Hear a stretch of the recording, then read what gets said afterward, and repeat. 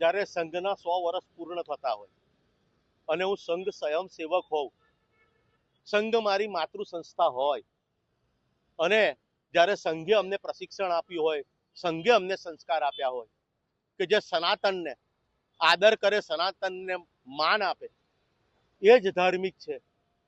ત્યારે સ્વામિનારાયણ સંપ્રદાયનો એક નવતમ કરીને ભાદરવાનો ભીંડો, જેણે જે સમુદાયને હાલ 125 થી 150 વર્ષ પર પૂર્ણ નથી થયા, જેમનું સનાતન ધર્મ બચાવવા માટે, ગાય બચાવવા માટે, કોઈ બેન દીકરી બચાવવા માટે એક માથાના વાળ જેટલું બી યોગદાન ન હોય, ત્યારે એ પોતાના પંથને, પોતાના સમુદાયને, પોતાના સ્વામિનારાયણ સંસ્થાને ધર્મ તરીકે બતાવવા માટે સનાતન ધર્મના દેવી દેવતાઓને દાસ કહેતા હોય, તો એવાનો જ્યારે સાધુ સંતો, સમગ્ર ભારતના સાધુ સંતો વિરોધ કરતા હોય, ત્યારે મને ખૂબ દુઃખ સાથે કહેવું પડે છે કે અમુક તકવાદી, અવસરવાદી, શું મજબૂરી હશે, ખુશી હશે, લોભ લાલચ હશે, ખબર નથી. એ આત્મા ચિંતન, આત્મા મંથનનો વિષય છે. પણ જે સનાતન ધર્મને માને છે એને નૌતમ સ્વામી ને કોઈ દિવસ માફ નહીં કરે, કારણ કે એને ઈરાદાપૂર્વક સનાતન ધર્મને, હિન્દુ ધર્મને નીચો બતાવવા માટે અને પોતાના પંથને ધર્મ બનાવવા માટે જે કૃત્ય કર્યું છે એ માફીને લાયક હોતું નથી.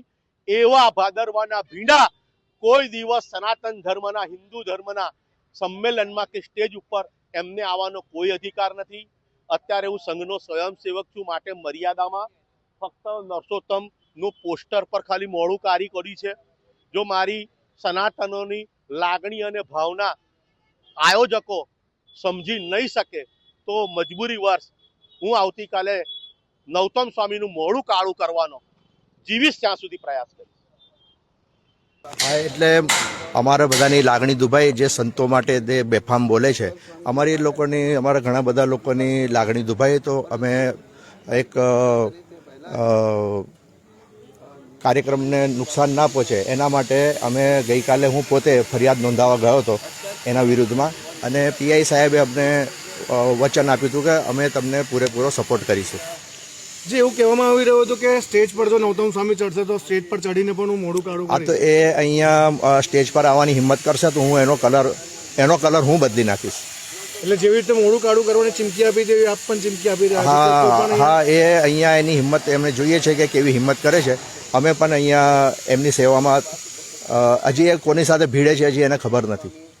એ ઠીક છે, કોર્પોરેશનમાં જઈને નાના મોટા તોડપાણી કરતો હશે, પણ અહીંયા બધા મજબૂત બધા સનાતનીઓનું એક મોટું સમૂહ ઊભું થાય તો સંતોની સેવામાં છે. અમે સંતોને કોઈ આંચ પણ નહીં આવવા દઈએ.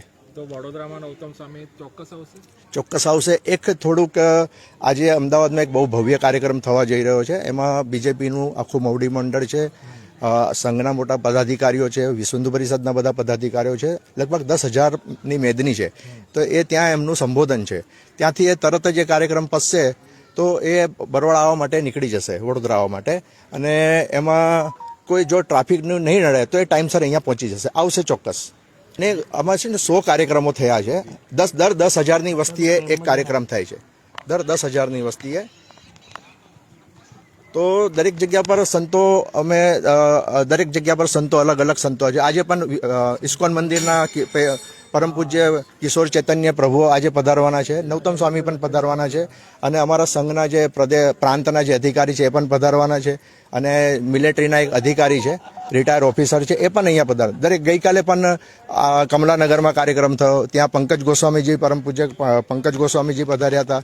બીજા કબીર પંથના જે વડા હતા એ પણ ત્યાં પધાર્યા. દરેક વિસ્તાર વાઇઝ અલગ અલગ સંતો પધારે છે અને એમનું માર્ગદર્શન, એમના આશીર્વચન લઈએ છીએ. એમનો મુખ્ય આક્ષેપ એવો હતો કે આ જે સ્વામી છે એમને હનુમાનજીને દાસ કીધા હતા, અને એ વખતે વિવાદ બહુ થયો હતો. તમારા જ કરણી સેનાવાળા એ લોકો તૈયાર વિરોધ કર્યો હતો, આ ફરી તૈયાર વડોદરામાં વિરોધ કરી રહ્યા છે. એની પોતાની સસ્તી પ્રસિદ્ધિ મેળવવા માટેનું આ કામ છે. એ કોઈનો હાથો બનીને આ બધું કામ કરી રહ્યો છે. એનામાં એ જે પોતાની જાતના સંઘનો સ્વયંસેવક કહે છે, તો એ આખા વર્ષ દરમિયાન કોઈ દિવસ એ તો શાખામાં અમને દેખાતો નથી. આ જ્યારે સંઘનો જે 100 વર્ષની જે શતાબ્દી ઉત્સવ જે થવા જઈ રહ્યો છે, એમાં ઘર ઘર સંપર્ક અભિયાનનો કાર્યક્રમ ચાલ્યો લગભગ 2 મહિના સુધી. એ 2 મહિનામાં એક દિવસ એ તો અમારા કોઈ કાર્યક્રમમાં દેખાયો નથી.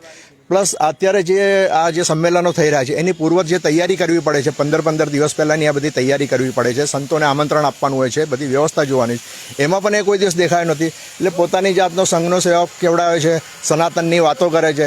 સનાતનની જ્યારે વાતો કરે છે તો જ્યારે પણ આપણા પર વિધર્મીઓ હુમલો કર્યો છે, રામ મંદિરના આંદોલનમાં કે રામ મંદિર ભગવાનની શોભાયાત્રામાં જ્યારે પથ્થરમારો થાય છે, એમાં બધી ધરપકડો થાય છે, ત્યારે કોઈ હિન્દુને બચાવવા નથી આવ્યો, કોઈનો જામીનદાર થયો નથી.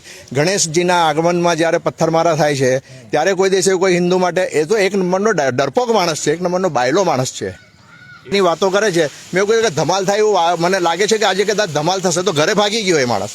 પાઘડી પહેરીને મૂછો લાંબી રાખીને મર્દાનગીની વાતો કરવી અને રસ્તા પર રહીને વાત કરવી, હિન્દુત્વની અને સનાતન ધર્મની રક્ષા કરવાની વાત કરવી, ઘણો ફરક છે. સંઘ તો બધાને અપનાવતો છે, એને સુધારવાનું કામ છે. સંઘ કોઈ દિવસ કાર્યવાહી નથી કરતો. જ્યારે સુધરશે અમે એનો કંઈ ઠેકો નથી લીધો એનો. એ પણ આવશે, એ લોકોની ટોળકી છે. કરણી સેનાના એવા કોઈ સંસ્કાર નથી. કરણી સેના પણ હિન્દુત્વનું જ કામ કરે છે. આ એનું બેનર હેઠળ આ તોડ પાણીના કામ કરે છે.